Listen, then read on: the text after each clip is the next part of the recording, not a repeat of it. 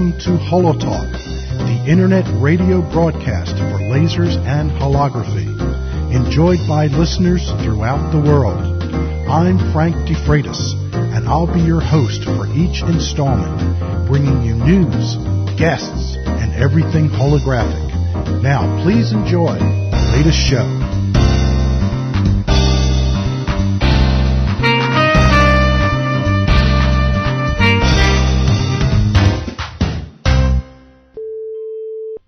Hello, Frank DeFreitas. Frank, hi, it's Inaki here, calling from the UK. How are you? Fine, very well, thank you, and you? Pretty good, thank you for calling. Not at all, it is the right time, isn't it? Oh, it's the perfect time. Welcome to HoloTalk. Thanks very much. I just did one of the Apollo astronauts yesterday. That's amazing. Wow, what's his name? His name is Dr. Edgar Mitchell. He was the captain that took the module down onto the moon's surface. Oh, right. Yeah. That is incredible. So you're in good company. Absolutely amazing. Wow. Yeah. Because NASA were involved in holography at one point, weren't they? Oh, yeah, very much so. But Dr. Mitchell is more involved with the holographic theory of the universe and how it applies to extrasensory perception and human thought. Right. Yeah. Okay, yeah. Very, very similar to Pribram's theory of the holographic brain and things of that nature. Fantastic. Yeah. Well, it's good to have you on the show. Excellent. Thank you very much. You're a fellow Pseudo-color holographer. Right. Okay.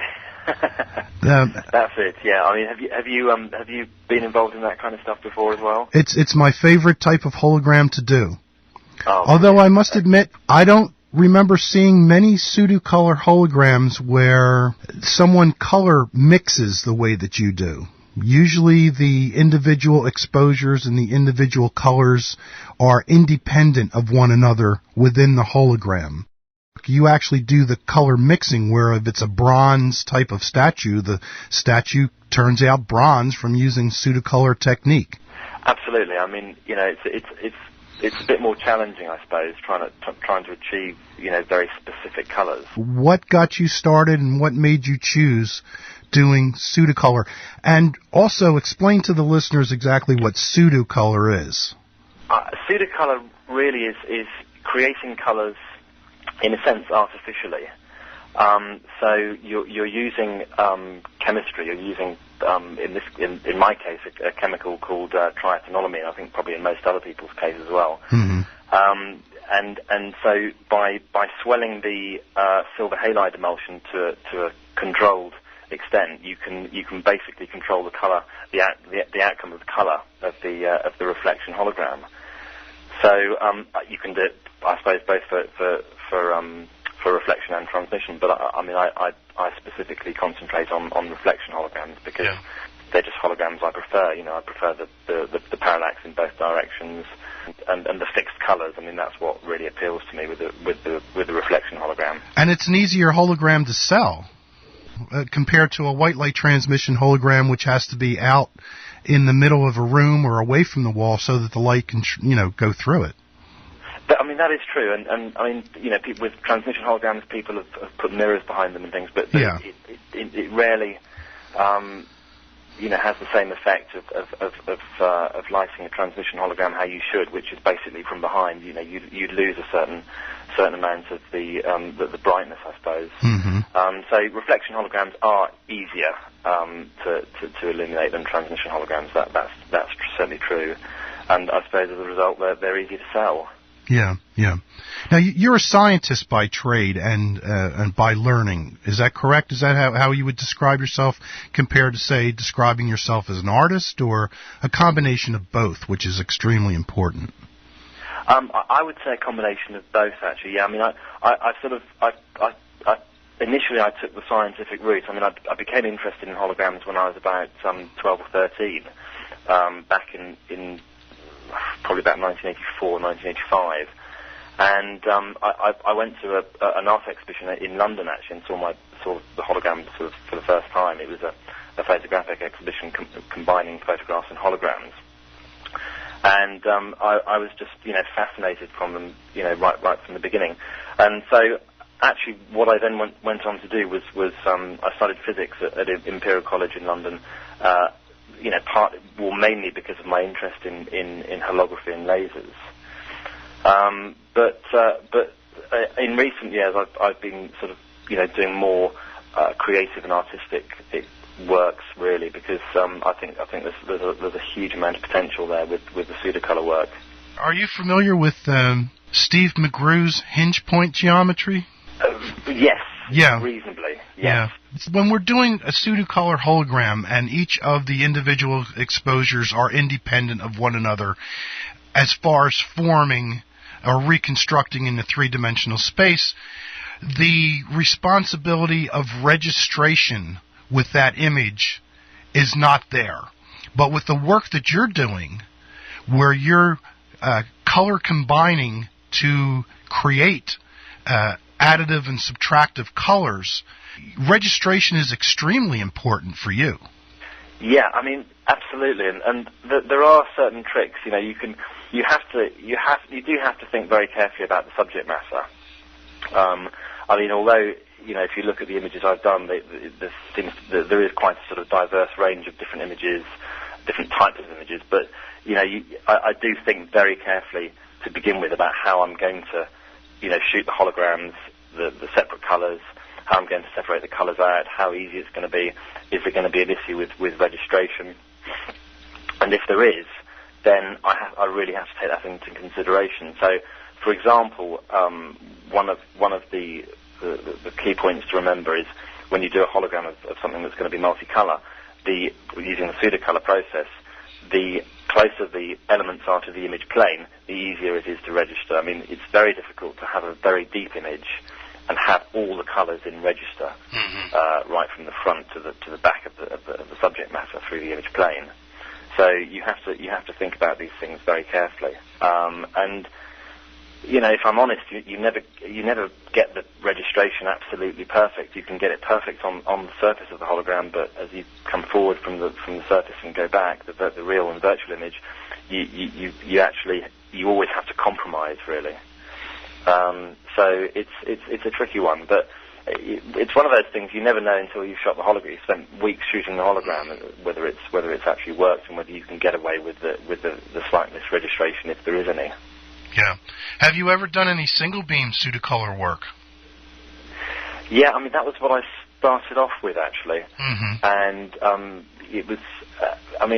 The Denishuk hologram is great fun, but it was slightly limiting. You couldn't really achieve the brightness that I wanted to achieve, and some people might argue with that point, but I found it difficult to get the brightness that I wanted to achieve, and so I moved on to the split beam work and the sort of H1, H2 mastering transfer setups where you have more control in the sense of the sort of the beam ratios and path length and all the rest of it. I noticed on your website a few pictures of your laboratory, and you're certainly working with some high-end professional equipment there. It's not like you have something stacked on top of cement blocks. I mean, that's how I started. I mean, I started with I built a sand table in a shed at the bottom of my parents' garden quite a few years ago, and so that was when I was about sort of 15 or something. And to be honest, I was, the sand table is as good in many ways as the sort of the high-end Newport or Mel's Griot optical tables that you can buy today. I mean, it was a very, very stable system that I had. The downside of sand, obviously, is that it ruins optics very easily. But I find it is a very fluid type of system to use for table geometry and lighting setups. A sand table. Absolutely. Very easy to work with in that respect. Yeah, and incredibly stable. I mean, it's really. It's a very good, damping medium, so it works just as well as, the expensive optical tables. I mean, I've built up a sort of a certain amount of equipment over the years, really, just by buying things when I could afford them, and sort of buying second-hand on the internet and things. So so now I've got a lab that's pretty well equipped, to be honest with you. But I don't think that should put anybody off. That you can produce good holograms on a very limited budget. When I had my sand table, I used to go down to the scrap metal merchants and get bits of steel and sort of weld them together, and as mirror mounts or optical posts or whatever, and they were just as good as the stuff the expensive stuff that you can buy from the optical companies. I started off with a small breadboard, and that was 3 by 5 feet. And I used that for quite a few years after the sand table, and that was brilliant, because it was just about, 2 people could just about lift it and take it from one place to another. So it was transportable basically. Now, obviously, if you're working with this Pseudo-color work with reflection holography, you're going to have to work with a red laser. What type of red laser are you using? Are you using a gas laser? I'm using a helium neon gas laser, a fairly old Spectrophysics. I can't remember the model number, but it's about 25, 30 milliwatts. Okay, yeah. And so I've with that laser, I've produced holograms up to 30 by 40 centimeters. Yeah. Pseudo-color. And that's the other advantage of Pseudo-color, is you only need the one laser. And I was producing good Pseudo-color reflection holograms up to 8 by 10 inches with a 5 milliwatt Heaney that I had before. So you really don't need an awful lot of power. And you also need to have the ability to make sure that the emulsion does not shrink in the final hologram. So you have to have a processing regimen that if you're shooting with 633, the untreated exposure has to be 633, or it's going to affect your other colors as well. If it's not asking too much proprietary information, what type of processing regimen do you use? I use the standard processing which many people use for reflection holograms, and that's a pyrogalol-based developer. So 10 grams of pyrogalol in a litre of water, and 60 grams of sodium carbonate in a litre of water, and then when you make the hologram, you mix those two parts together just before developing. And I found it works very, very well. It seems to give the most consistent and the brightest results. And I've experimented with other chemistry and with other sort of formulas, and to be honest, I still get the best results with the pyro-based developer. Yeah, that's what I use. Do you use the dichromate bleach? No, I don't. Oh, you don't? EDTA rehalogenating bleach. Oh, is it? See, I've never used that EDTA bleach yet, but everybody seems to be really crazy about it. I've never tried it yet. Very well. Yeah. I think it works. The dichromates is a nice simple bleach, and it probably works just as well. But EDTA is always been the bleach. Has always been the bleach that I've used, and I must admit, I think it gives just very slightly better results. Yeah. And more consistency. With the whole process, there are lots of there's a lot of variables. And so it can be frustrating, because you can start off with exactly the right colours one day, and then you've produced go through the same process the next day, and something's changed, the temperature or the humidity in the lab, and the colours that you get are very different. So although I try and control everything as best I can, it's still difficult. Yeah. And it can be immensely frustrating sometimes, because you can spend a long time trying to get the colours you want, achieve them, and then for a test, and then move on to the full plate, and you end up with something completely different. Or there's also the batch of emulsion and things which makes a big difference. Yeah, the hardness or softness. There's a lot of variables. Yeah. I've also noticed that the holograms that I've done in the past that I have hanging here in the studio, depending on the season, there's color shift as well. Absolutely. In the wintertime, I have actually hot air heat here. So the atmosphere inside gets rather dry in the wintertime, and the emulsion shrinks. And then in the location where we are, it gets very humid in the summer, and the emulsion expands. And you get your color shift for each one of the exposures accordingly to whatever the relative humidity of the. It takes a long time for it to do. It's not immediate. But over a week or a week and a half, you start to notice that you're, with more humidity, your reds are going into your deeper blood reds, and in the wintertime, with the dry air that the reds are actually starting to creep a little bit towards the orange. Yeah, absolutely. I mean, and this is with sealed holograms too. They're sealed, are they? Yeah. I mean, it's very difficult to control, really, and again, sometimes it can be frustrating if you've made a hologram and the colours are absolutely, as far as you're concerned, they're absolutely spot on in your lab, and then you take them off to an exhibition where the temperature's much higher, and the colours, they sort of go way off, and it can be frustrating, but.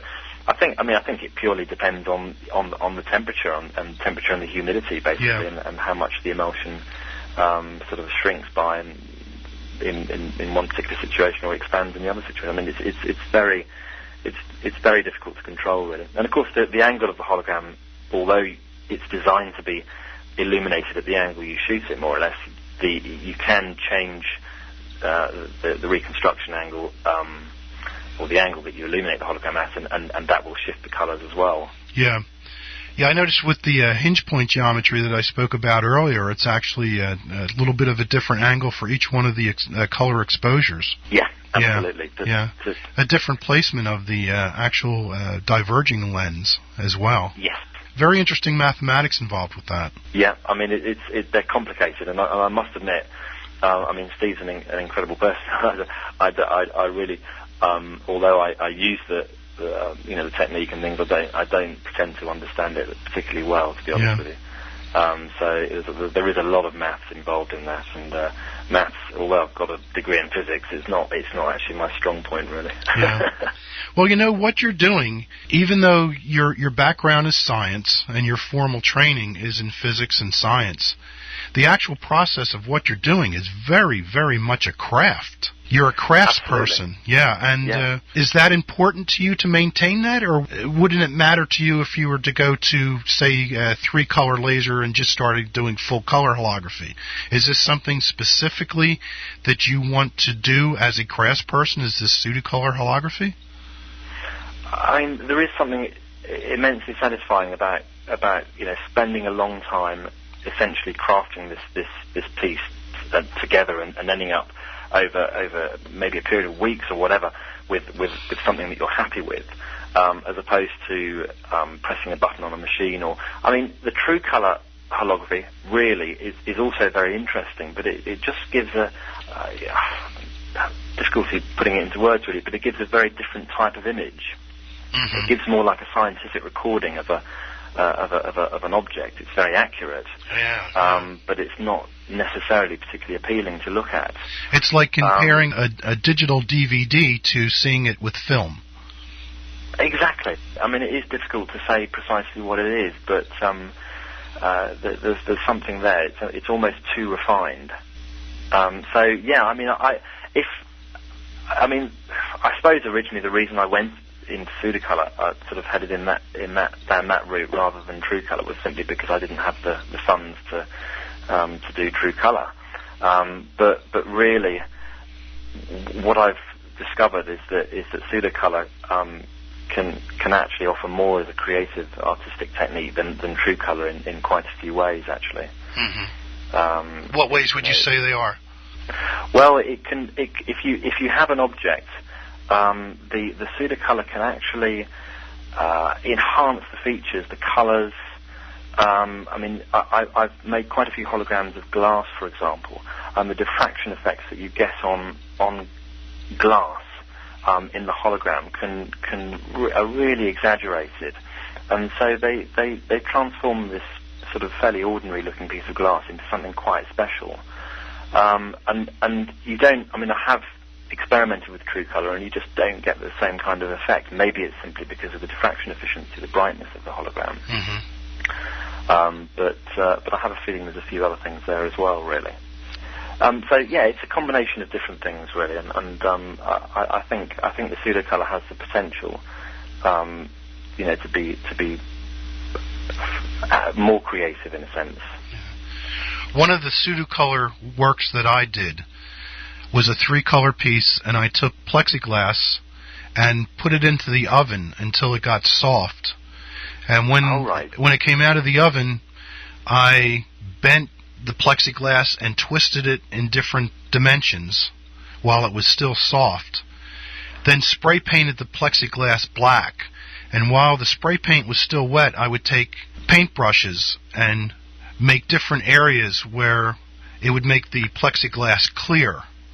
And I also take cotton swabs on some of them, and I would dabble the cotton swabs on the different pieces of plexiglass. And then what I would do is rear illuminate them, sort of like a shadowgram in a sense, the shadowgram geometry. Rear illuminate them, and the areas that I used the paintbrushes on and the cotton swabs would allow the laser light to come through. And each one of the pieces of plexiglass I did a separate color for 3-color pseudo-color hologram.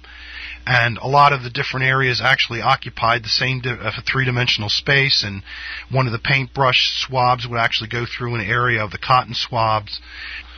Yeah, and I noticed on your webpage a lot of the holograms are absolutely gorgeous, and you seem to be almost documenting already existing objects. And I was just curious, do you have any plans for now or in the future of actually using something else other than already existing objects in your work? Yeah, I mean, I've done, I haven't done an awful lot of abstract holograms, but I've done a few. There's one which I was particularly pleased with called Color Wave. I think that's on the website. I'm pretty sure it is actually.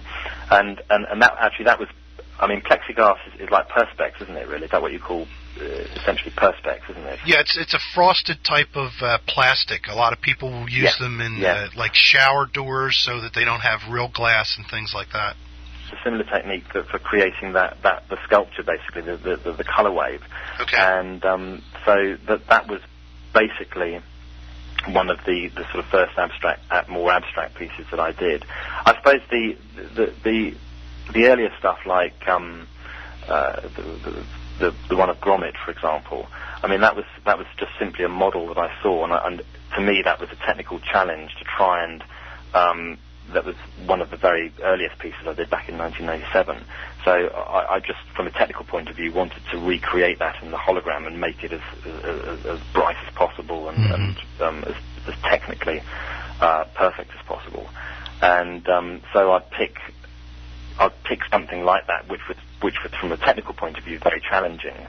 From a creative point of view, apart from the creative process of making the hologram, not so challenging. But now I am moving more into the sort of abstract type images. Yeah. And I find that very interesting. I'll make sure that there's a link to your website on the HoloTalk page, so people will be able to listen to the show and go over and visit your site. And you also have holograms for sale over there as well. They'll have to do the conversion, I guess, from, what is it called there, British sterling or British pounds or something? And pound sterling. Yeah. So what is it? Just pretty much for U.S. funds, just double that amount, I would imagine, or so. Is that correct? At the moment, it's roughly double. So $100 would be 50 pound sterling. Yeah, roughly. Yeah. Since we're coming up on almost a half an hour already, I was wondering if there's anything that you'd like to add to the interview that we didn't talk about? I can't think of it. I mean, is there anything that you'd like me to add? Let's put it that way. Oh, well. I mean, I could carry on talking for hours. I bet you could. I'd love to talk for hours. I have to keep the file sizes small because of all the people that download the files. Sure. And no, absolutely. Some of them overseas don't have high-speed connections, and believe it or not, there's still people that are going on the internet with 14.4 modems and 28.8 I'm one modems. Of those people, actually. Are you? So it would take quite a bit of time for you to download one of these shows on one of those modems. Yeah. So that's why I try and keep it. I'd love to talk to people for an hour or more, and I know there's plenty of things to talk about. But, yeah, absolutely. Yeah. So, do you exhibit you have any exhibits of your holograms coming up that you'd like to promote, or is there anything that you'd like to promote? Do you have workshops? I don't at the moment, actually, and exhibitions. I mean, the last exhibition I did actually was at the conference in Wales, where they had an exhibition at one of the castles down there. Is there anyone that you have that was an influence for you? I'll be honest that there wasn't really, because there's been so little pseudo-color work really done. Are you familiar with John Kaufman? The name John Kaufman? I've seen some of his stuff quite recently, actually, and in fact there was an exhibition of his work over here about 6 months or a year ago. Melissa Crenshaw is another name that did some beautiful pseudo-color work. Yeah, I met her in Wales. In Wales, yeah. So, and the thing is, it's very difficult. I find it.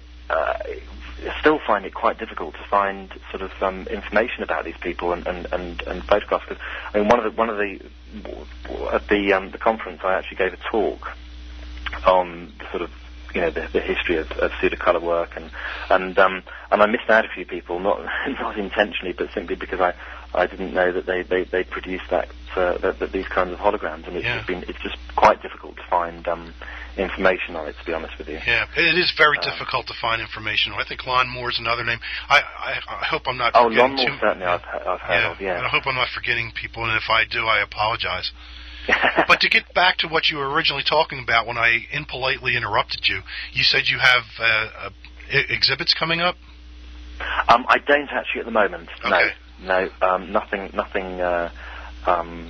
in the imminent future, but I hope to be organising something perhaps later in the year. Yeah. How do you feel about that? To me, with the type of work that you do and the quality of that work, you should be turning shows down because there's too many of them trying to get your work. How do you feel about it? I mean, that's just insanity to me. That's absolute insanity. It is in a way. It's partly my fault, I think, because I don't push it enough, and I've sort of involved in so many other things as well, and it's really a question of finding the time, because setting up an exhibition properly is something that takes a lot of time and effort and quite a large amount of money as well sometimes. So, so I am certainly partly to blame for for not pushing my stuff enough. I've literally only within the past 6 months organised my website, and that's something I've been meaning to do for years. Yeah. But yeah, I mean there are very few places that sort of exhibit holograms on a regular basis. It's as simple as that. And in the UK, we used to have 3 or 4 galleries that were dedicated to exhibiting holograms, and various other galleries, such as the photography galleries, that would be putting on regular exhibitions of holograms.